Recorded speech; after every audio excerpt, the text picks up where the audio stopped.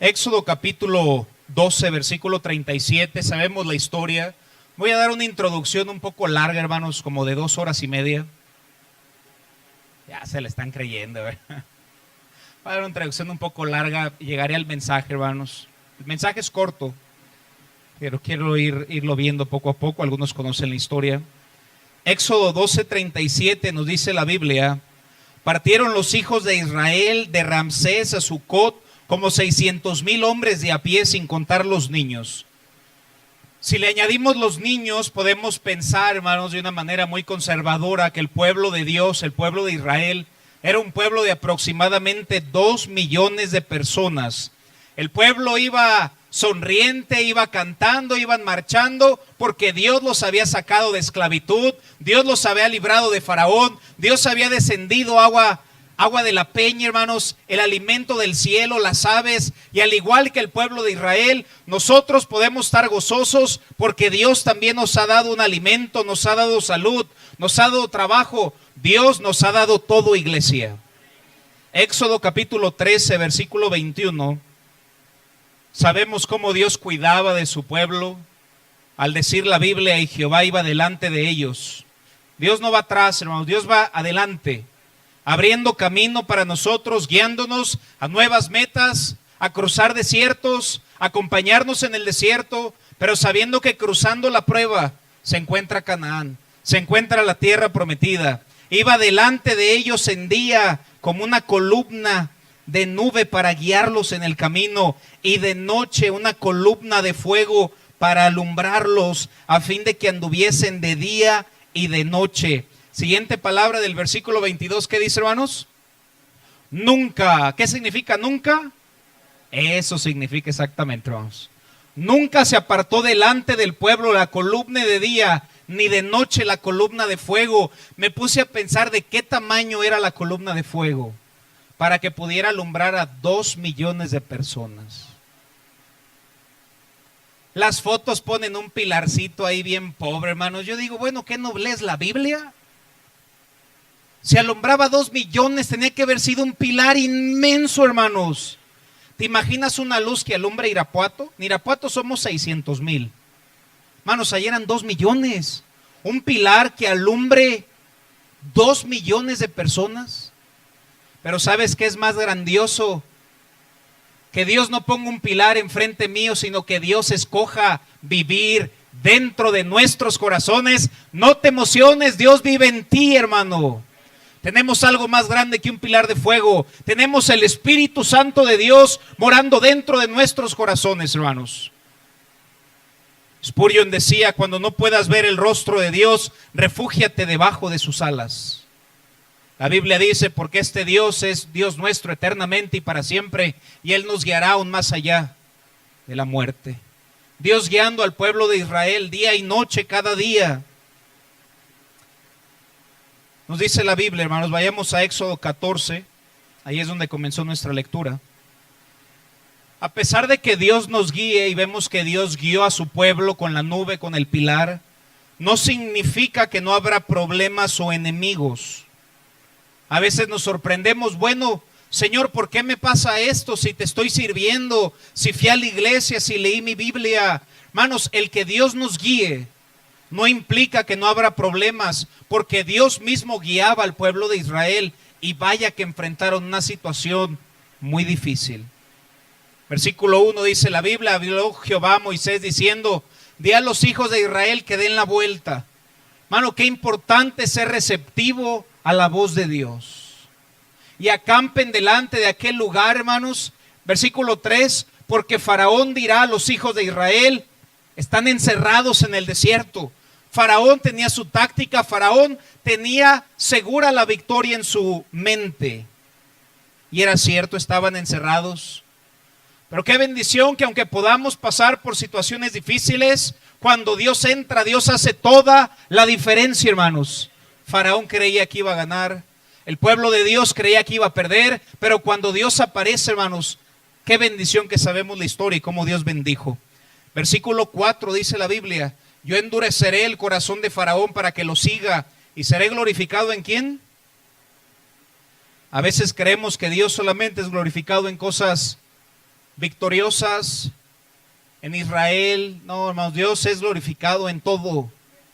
Dios es glorificado con el vivo, con el muerto, con todos, hermanos. Y guarda esto, más adelante voy a regresar, pero la Biblia dice que él iba a ser glorificado en Faraón. Sabemos la historia, el enemigo viene tras ellos. Versículo 9. Probablemente el pueblo de Israel a lo lejos veía venir esos caballos. Dice la Biblia que Faraón seleccionó los mejores carros que tenían para poder alcanzar al pueblo de Israel.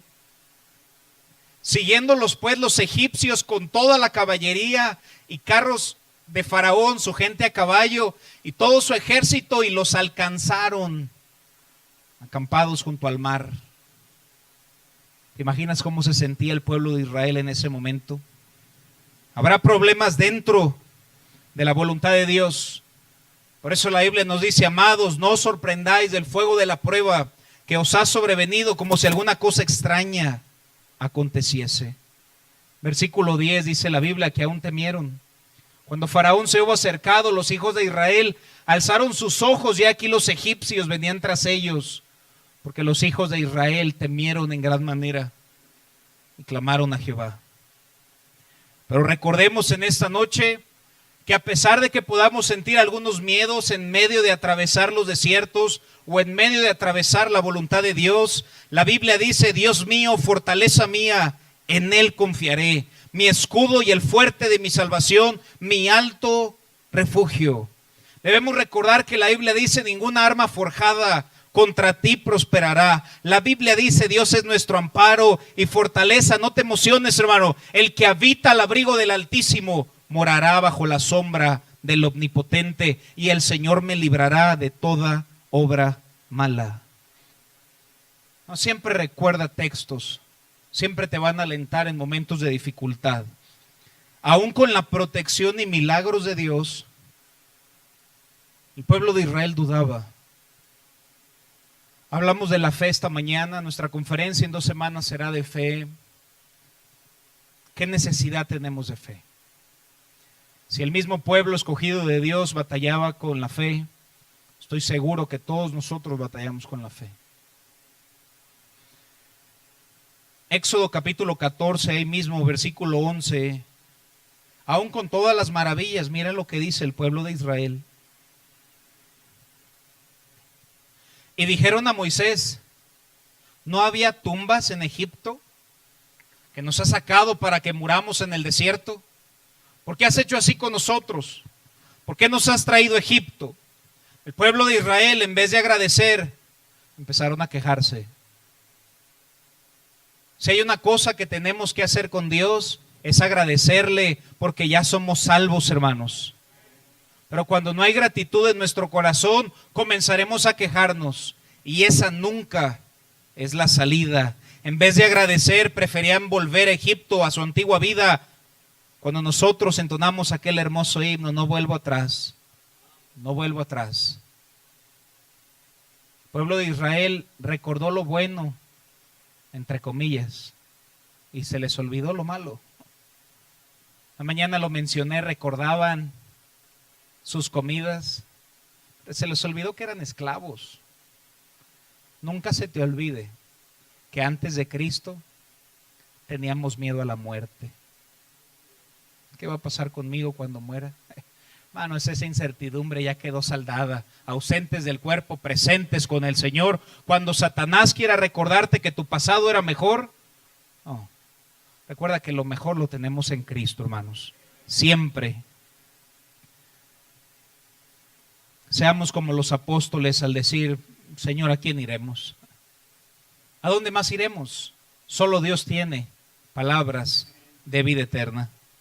Mas sin embargo, en su momento de falta de fe, versículo 12 dice: ¿no es esto lo que te hablamos en Egipto diciendo: mejor déjanos servir a los egipcios? Mejor nos fuera servir a los egipcios que morir nosotros en el desierto. Cuando una persona vive sin fe, hermanos, puede decir disparates, como lo acabamos de ver con el pueblo de Israel. Preferían ser esclavos de Faraón nuevamente, cuando Dios ya los había rescatado.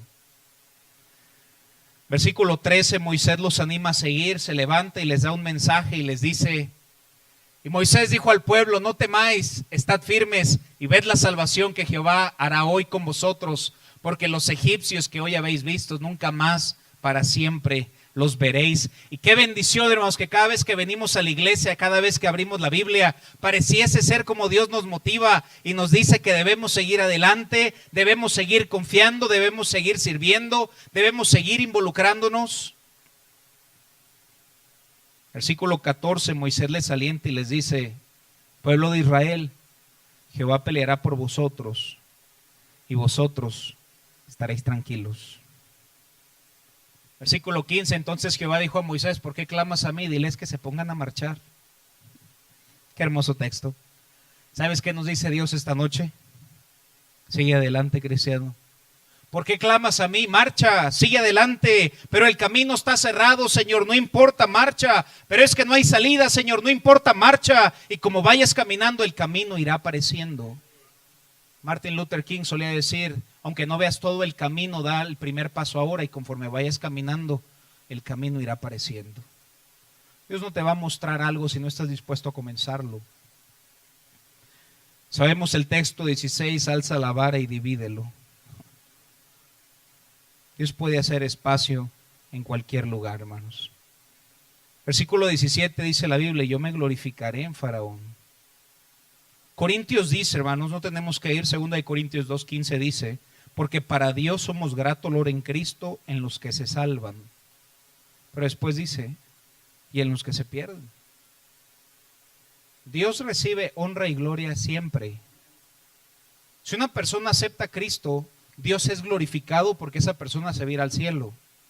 Si una persona rechaza a Cristo, Dios es glorificado porque efectúa su santa justicia. Dios no es glorificado solo cuando alguien es salvo, Dios es glorificado siempre.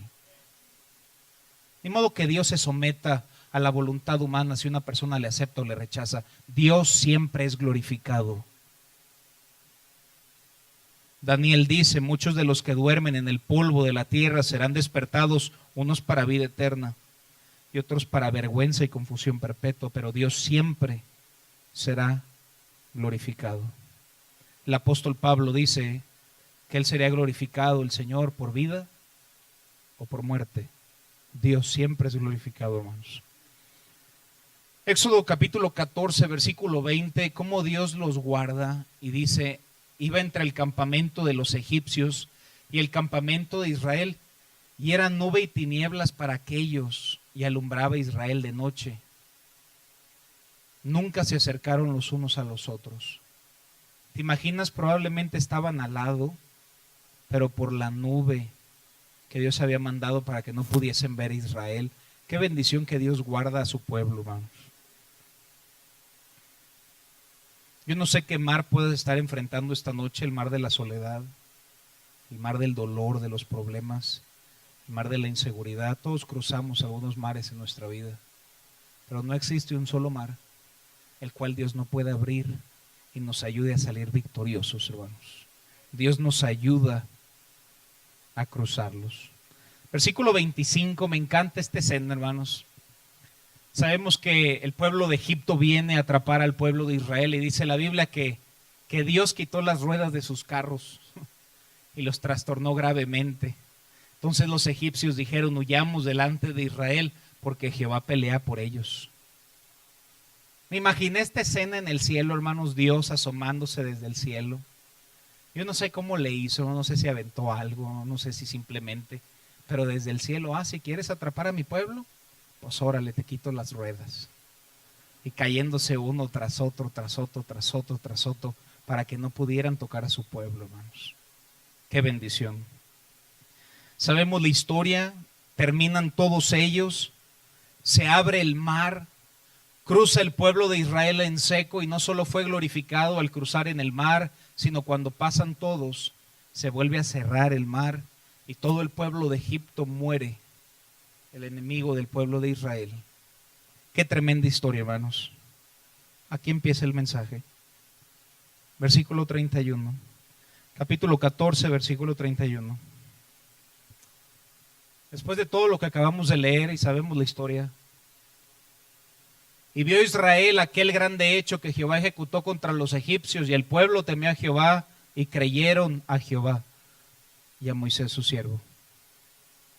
Qué triste que su pueblo fuera tan incrédulo. Qué triste que después de ver milagro tras milagro no creyeran hasta que Dios abrió y cerró el mar. No seamos como el pueblo de Israel, que hasta que Dios abra el mar le creamos. Debemos creerle antes de que Él abra el mar, porque Dios es grande, hermanos. La Biblia dice que sin fe es imposible agradar a Dios. Vayamos a Romanos 1:17. El pueblo de Israel creyó hasta que salieron del mar. Después de verlo. Así no funciona la fe. La fe funciona que tú debes de creerlo antes de que suceda. Romanos 1:17 dice la Biblia, porque en el Evangelio la justicia de Dios se revela, ¿por qué, hermanos?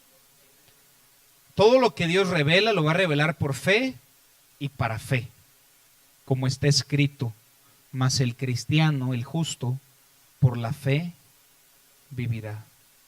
Como lo mencionaba en la mañana, toda la gente dice, yo tengo que verlo para creerlo. La vida cristiana es al revés, yo debo creerlo para poder verlo.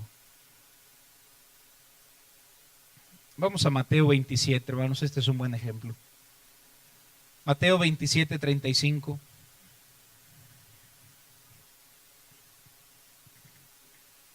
Dice la Biblia, cuando lo vieron crucificado, repartieron sus vestidos, echando suertes para que se cumpliese lo dicho por el profeta, partieron entre sí mis vestidos y sobre mi ropa echaron suertes. Y sentados le guardaban ahí y pusieron sobre su cabeza su causa escrita, este es Jesús, el Rey de los judíos. Entonces crucificaron con Jesús a dos ladrones, uno a la derecha y otro a la izquierda. Y los que pasaban le injuriaban, eso es, se burlaban de él, meneando la cabeza y diciendo, tú que derribas el templo y en 3 días lo reedificas, sálvate a ti mismo, si verdaderamente eres el Hijo de Dios. ¿Saben qué pedía la gente? Yo tengo que ver que tú te salves y entonces creeré que verdaderamente eres el Hijo de Dios. Como Tomás, si yo no veo los huecos, yo no creo. No. Nosotros no hemos visto los huecos, pero sí creemos, hermano. Nosotros no estuvimos en el monte Calvario, pero sabemos que hay un monte Calvario y que Jesús murió por nuestros pecados. Nosotros no somos como aquellos hombres que le injuriaban al decir, si te salvas creeremos. No, hermanos, creemos. Me encanta lo que los jóvenes hebreos y Daniel, hermanos, dice, si nos salvas, no nos vamos a postrar ante aquella imagen. Pero si no nos salvas, no importa, seguimos creyendo. Un cristiano no debe creer después de que Dios efectuó mi petición. Un cristiano debe de creer antes de que eso suceda. Eso es fe, hermanos. Si es que eres rey, versículo 41, de esta manera también los principales sacerdotes, escarneciéndole con los escribas, los fariseos y los ancianos, fíjense lo que decían, a otro salvó y a sí mismo no se puede salvar. Si es el Rey de Israel, descienda ahora de la cruz y creeremos. Una persona incrédula demanda ver para creer. Un cristiano cree. Tenemos 2 escenas. Si me salvas, entonces voy a creer que eres el Hijo de Dios. Jesús no le respondió nada. Siguiente ladrón. Señor, Señor, desde cómo se le acercó, sabiendo quién él era. Acuérdate de mí cuando vengas en tu reino. Creyó antes. De cierto te digo que conmigo estarás hoy en el paraíso. Y tú, vete al infierno. Uno pedía ver para creer. ¿Sabes que cuando tú y yo demandamos ver para creer, somos igual que aquel ladrón? Yo no tengo que demandar ver nada. Yo simplemente lo creo. ¿Y sabes con quién Dios lo va a hacer? Con el que le cree. No seamos como el pueblo de Israel, hermanos. Hasta después que cruzaron creyeron. No. La Biblia dice que por fe andamos, no por vista. Vayamos a Marcos 11:20. Recordemos un mandato de Jesús. Terminamos con esta historia. Marcos 11:20. Dice la Biblia, había mencionado este texto anteriormente, y pasando por la mañana vieron que la higuera se había secado desde las raíces. Entonces Pedro, acordándose, le dijo: Maestro, la higuera que maldijiste se ha secado. Pedro nos representa a todos nosotros. Siempre nos preguntamos ¿por qué? El porqué de Pedro es: ¿por qué la higuera está seca? Tú tendrás tu porqué. ¿Por qué me he ido así en el trabajo? ¿Por qué mis hijos no han regresado a los caminos de Dios? ¿Por qué? ¿Por qué? ¿Por qué? ¿Por qué siempre nos preguntamos tantas cosas? Sabemos la historia. Versículo 12. Nos dice la Biblia, versículo 12. Al día siguiente, cuando salieron de Betania, tuvo hambre. Y viendo de lejos una higuera que tenía hojas, fue a ver si tal vez hallaba en ella algo. Pero cuando llegó, nada halló sino hojas, pues no era tiempo de higos.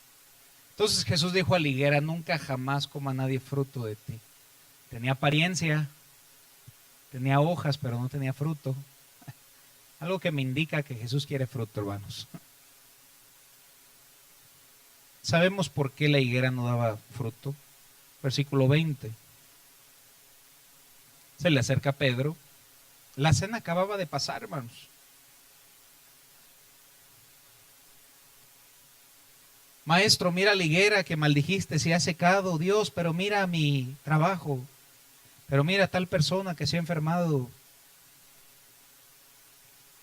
Si te enfocas en problemas, ¿qué tendrás? Problemas. ¿No? Si te enfocas en la solución, ¿qué vas a tener?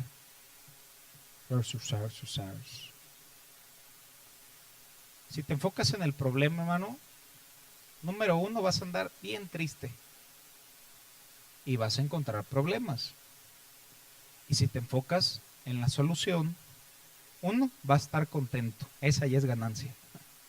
Y dos, vas a encontrar soluciones. Me encanta la respuesta de Jesús, hermanos. Pero mira la higuera, ¿por qué se ha secado? Respondiendo Jesús le dijo: a ver, Pedro, siéntate, déjame te explico. Mira esta higuera. No. Le respondió: ten fe en Dios. Si mi vista está en el problema, solo tendré problemas. Pero si mi vista está en la respuesta, tendré respuestas, hermano. Pon tu enfoque en la solución. Yo no sé si te das cuenta en este versículo, hermanos, pero Jesús no le dijo: mira, Pedro, te aconsejo que tengas fe en Dios. No. Jesús le respondió: ten fe en Dios. Yo no sé tú, pero yo lo veo como un mandato.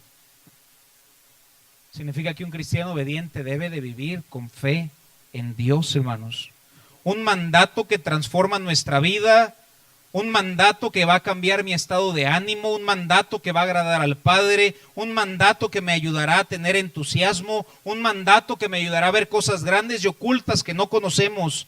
La Biblia dice: antes bien, como está escrito, cosas que ojo no vio. No, yo quiero ver esas cosas que ojo no vio, hermanos. La respuesta de Jesús, no importa cuál sea el problema, la respuesta siempre es la misma. El problema que tú puedas estar arrastrando de hace un día o hace 5 años, la respuesta en esta noche es la misma: ten fe en Dios. Ten fe en Dios. Ten fe en Dios. Ten fe en Dios. ¿Por qué ese título para la conferencia? Porque es la solución para todo. Ten fe en Dios. Vamos a cerrar nuestros ojos y vamos a orar.